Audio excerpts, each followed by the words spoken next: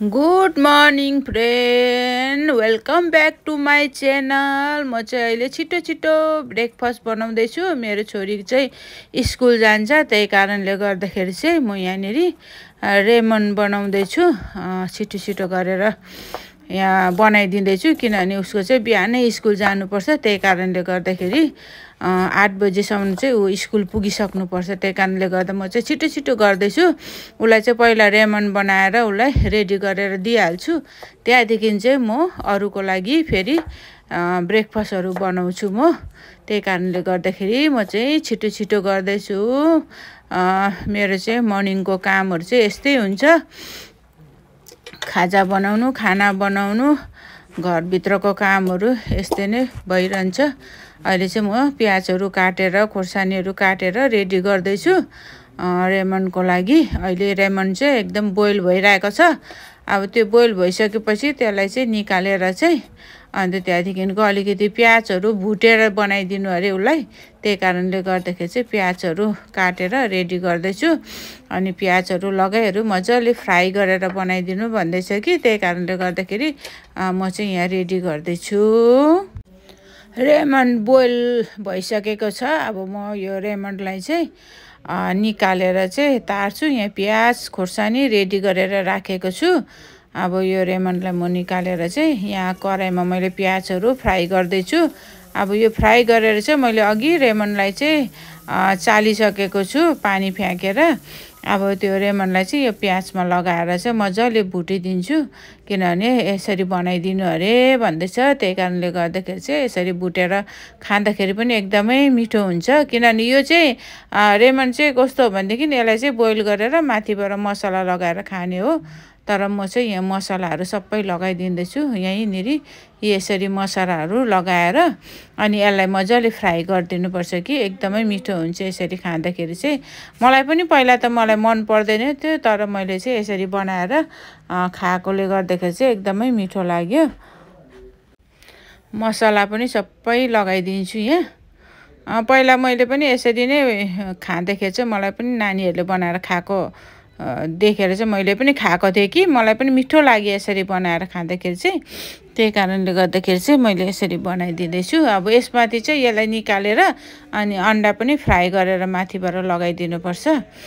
Fry भइसकेको छ। अब म अन्डा बनाउँदैछु।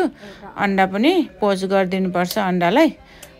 यसरी मजाले पोच गरेर चाहिँ त्यहाँदेखिको अन्डासँग खानुपर्छ रेमन, एकदमै मिठो लाग्छ। तपाईँहरू चाहिँ कसरी बनाउनुहुन्छ? अब मैले चाहिँ यसरी आइडिया पुऱ्याएर बनाएको। अब अलिकति नुन लगाइदिन्छु यहाँनिर, नुन। अनि त्यहाँदेखिको ब्ल्याक पेपर पनि लगाइदिन्छु, मरिचको धुलो पनि लगाइदिन्छु यहाँनिर। अनि म चाहिँ यो नानीको लागि, छोरीको लागि ब्रेकफास्ट बनाइसकेर चाहिँ त्यहाँदेखिको फेरि अरूको लागि पनि बनाउनुपर्छ। यहाँ मैले बनाइसकेको छु। अब यो अन्डा बनाइसकेँ। अब दिइहाल्छु, ब्रेकफास्ट रेडी भइसकेको छ। छोरीलाई दिइहाल्छु। छोरी चाहिँ अब खाएर स्कुल जान्छ। अनि म चाहिँ यहाँ मटर रेडी गरेको छु। अब मटर अनि आलु पनि हाल्छु यहाँ मटरमा। अनि त्यसो गर्दाखेरि चाहिँ अलिक ग्रेभी हुन्छ। अब यो आलु पनि काटेर लगाइदिन्छु र यसलाई कुकरमा हालेर 1 सिटी 2 सिटी लगाउनुपर्छ, पाकिहाल्छ। यहाँ रेडी गरिसकेको छु मैले आलुहरू सबै काटेर। अब यसलाई चाहिँ म सिटी लगाउँछु। सिटी लगाएपछि चाहिँ छिटो पाक्छ। कराईमा पकाउँदा चाहिँ एकदम टाइम लाग्छ कि, त्यही कारणले गर्दा म चाहिँ कुकरमा 1 सिटी जस्तो लगाइदिन्छु। 1 सिटी 1.5 सिटी लगाएपछि चाहिँ यो एकदम छिट्टो पाकिहाल्छ। बेसी सिटी लगायो भने चाहिँ एकदम फ्यात्तै हुन्छ, दाल हुन्छ। त्यही कारणले गर्दा बेसी सिटी लाउनु हुँदैन मटर र आलु पकाउँदाखेरि चाहिँ। यहाँ मैले गिलो रोटी रेडी गरिरहेको छु। मैले चाहिँ गिलो रोटीको लागि यहाँ प्याजहरू, टमाटर, धनियाँहरू, यसरी खोर्सानीहरू लगाएर रेडी गरेको छु। ब्रेकफास्टको लागि गिलो रोटी पनि बनाइदिन्छु अनि घुगुनी पनि बनाएर म चाहिँ यहाँ यो ब्रेकफास्टहरू रेडी गर्दैछु। अनि म चाहिँ यहाँनिर आज चाहिँ पुरा बाहिर हावा चलिरहेको छ। यहाँ हेर्नुहोस् न, मैले यो पहेँलो राम्रो लागेर फुल लिएर आएको नि, कस्तो राम्रो देखिरहेछ है। अनि आज चाहिँ बाहिर पुरै हावा चलिरहेछ। देखाइदिन्छु ल तपाईँहरूलाई। अहिले चाहिँ अँध्यारो छ बाहिर चाहिँ। यहाँ पुरा हावा चलिरहेको छ बाहिर हाम्रो यो बरन्डा हो यहाँ चाहिँ हेर्नु नि कस्तो डरलाग्दो हावा चल्दैछ आम्मामामा यो धन्न यो पर्दा चाहिँ एकदमै दह्रो खालको पर्दा रहेछ क्या यो चाहिँ बरन्डा हो बाहिर बस्ने जग्गा हो यो चाहिँ हेर्नु नि आम्मामामा कस्तो डरलाग्दो हावा आइरहेछ बाहिर कि यहाँ बाहिर चाहिँ एकदमै चिसो हुन्छ क्या बाहिर चाहिँ बस्नु सक्दैन अब अलिकति यो 1 महिना पछाडि चाहिँ यहाँ बाहिर बस्न सकिन्छ यो पर्दा चाहिँ के अरे इलेक्ट्रिकवाला हो यसलाई चाहिँ यहाँ स्विच छ यो स्विच दबायो भने चाहिँ उठ्छ यो स्विचहरू हो यो पर्दाको यो दबाएपछि चाहिँ यो पर्दाहरू सबै उठ्छ अनि खुल्ला हुन्छ बाहिरको कुराहरू देख्न सकिन्छ